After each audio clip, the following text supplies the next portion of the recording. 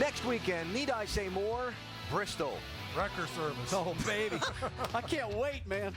The house that Rusty owned. Next Saturday night, 7 o'clock Eastern Time, ESPN, our NASCAR Sprint Cup Series coverage presented by Pennzoil Platinum. Remember that wacky finish they had to the spring race there? Jeff Burton and Denny Hamlin was involved, and you never knew who was going to win. More of the same next Saturday night, 7 o'clock Eastern. Don't miss it. After yesterday's NASCAR Nationwide Series race, NASCAR impounded several cars to put them on a chassis dyno to make some horsepower comparative tests. And NASCAR Vice President of Competition Robin Pemberton says that their inspectors discovered some spacers placed on the gas pedal stop of the Joe Gibbs racing cars.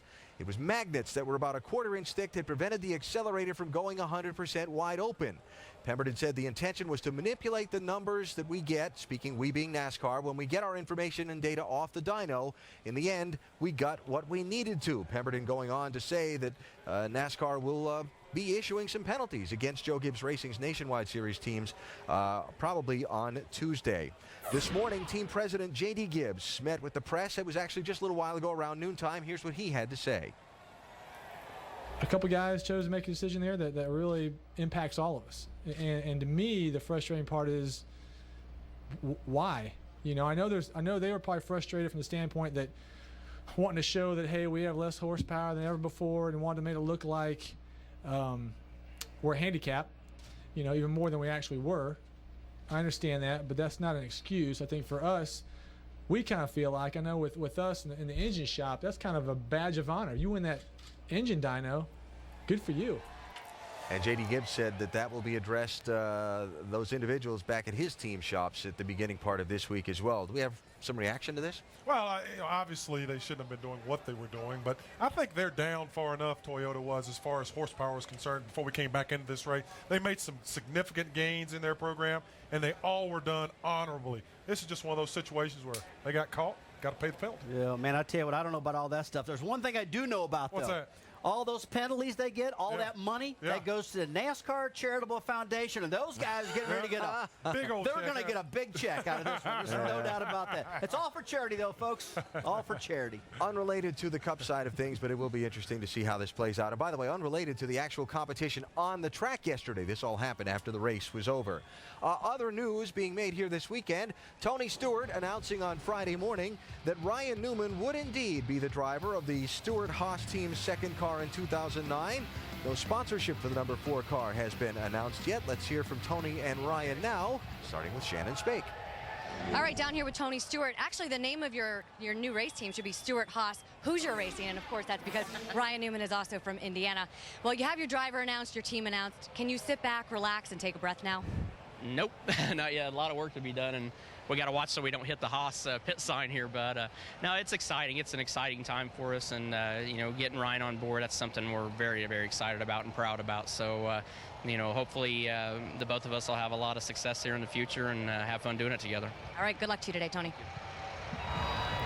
Well, Shannon, with his contract situation now resolved, that's one thing Ryan Newman doesn't have to worry about. One thing he might be a little concerned about, though, motors. You changed the motor in practice. You had a motor problem here back in June.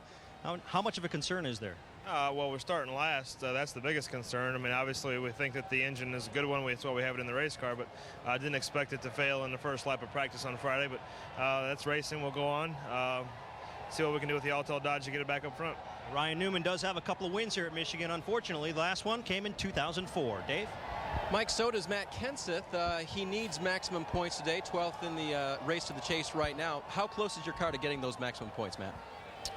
Well, to get maximum points, you got to win and lead the most laps, so I hope it's close to that. But we had a really great car here in the spring race. We ran really good and just kind of got beat on fuel mileage strategy type of thing. So I think it's okay. I don't think it's as good as we were last time, but hopefully make some good adjustments to the DeWalt Fusion today and have it somewhere up front. It's been a while since we won a race. We need to get up there and try to win one of these things. How tough are the quote-unquote strategy races when all you want to do is get in there and go fast? Well, they're difficult this year. It's been especially difficult. There's been a lot of strategy, a lot of fuel savings, being in front, clean air, all that kind of stuff. So the great thing about this track is just as far as strategy, 2 tires being in front and all that, you can pass here better than 90% of the tracks that we go to. There's a lot of grooves. It's really, really fun to race on. All the fans that came out today will see a great show. So that's the fun part. So as long as fuel doesn't come into play, you know, you can run flat out here and really do a lot of passing, a lot of good racing. Thanks, Matt. Let's go to Jamie. And Kevin Harvick, second fastest in happy hour yesterday and been the most consistent RCR car, especially 3 of the last 4 races, Kevin. What keeps you guys separated from those two, and is the form of consistency at this point in the year? Well, our cars, our Shell Pennzoil Chevrolets, have run a lot better than they did in the middle of the year there. We've just hit on some things that I like as a driver and feel comfortable with and make the cars comfortable for me to drive. So the only lap that we haven't run fast this week was qualifying. Our car's been really good, and looking forward to getting going today. And you're starting 38th. What is the strategy to get to the front? Go fast, turn left. No, you know, the biggest thing is just getting past these first couple laps without having any trouble, and then just kind of go from there. Hopefully our car's good enough to pass some cars, and you know, traffic makes it a little bit more difficult than it probably would be if, you know, once things get strung out. So just stay out of trouble for a couple laps and then go from there.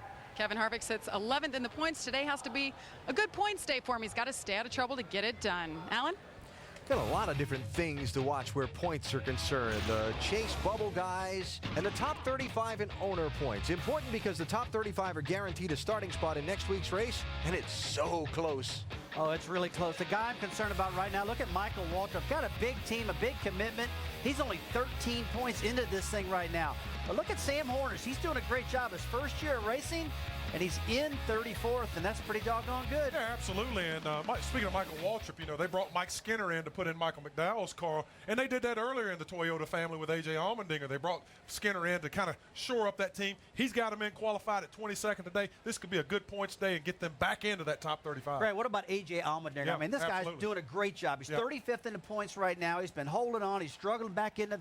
I like how Allmendinger's been driving. He's had some great runs, and ever since they brought Jimmy Elledge over, it's kind of gave him a big shot in the arm, and Jimmy's doing a great job with A.J. Going to be interesting to see that top 35 as it unfolds during the day today, especially because Bristol next week, entire field qualified within a couple tenths of a second. I think I'd want to have one of those guaranteed starting spots for that race next week. We heard Matt Kenseth talking just a minute ago about fuel mileage. We heard Rusty vent on the frustrations of trying to race in an event where you think fuel mileage is going to become a big factor. But we all know it's out there for today. So as you're getting ready to buckle in, and you know it can be a fuel mileage day, what's on your noodle? What are you thinking about as a driver getting ready to go? I'm relying on the crew chief to help me out a lot. I mean, if they're okay on fuel, tell me we're okay so I can hammer down, drive hard, and try to stretch it out. If I'm in trouble, tell me early so I can start saving fuel. Don't tell me at the last minute where I can't help you. Yeah, and I think the biggest thing you have to do as a team, you have to sit down and really come up with a plan, and you have to stick with that plan, and that's very difficult to do.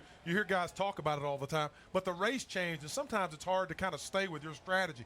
But you have to do that in order to conserve that fuel, because it's going to be a part of this race. Brad, I think you're going to see a lot today, especially under a caution flag. If these guys are going for fuel, things like Tim Brewer told us earlier, they'll be turning the engine off, they'll be coasting a long way, firing it back up, doing everything they possibly can to save fuel. I'll tell you, as a driver, I hate racing like that, though. I mean, I want to drive hard. I want to give it all I got. These engine builders build a lot of power that you loses a lot of fuel, and hey, you want to use it.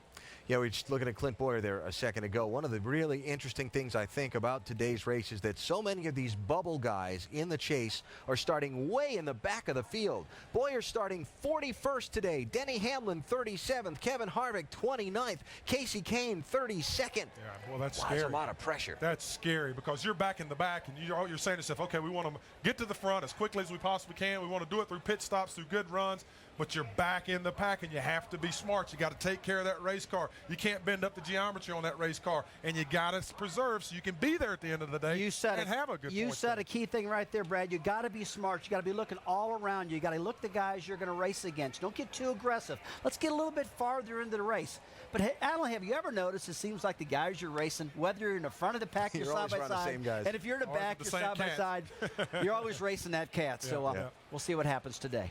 Kevin Harvick, heard from him a minute ago, got to come from 38th starting spot today. His team owner Richard Childress looking on. All of RC's cars got a little bit of a hole to dig out of when this race begins. Jeff Burton starting 28th in the third of the Childress cars. Scott Riggs, great qualifying run for the 66 car. He starts in 10th position today. Another storyline we can throw on top of the pile. Guys racing for their career. Yeah, absolutely. Great starting spot for Scott. He's done a great job, or a good job, in this race car. He's a good race car driver, just looking for some opportunity. Hopefully he can have a great run today and get himself a nice chance.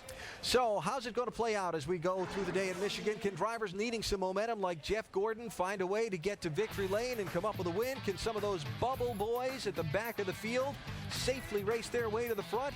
And is fuel mileage going to throw a twist into this thing one more time? 20 minutes to the green flag.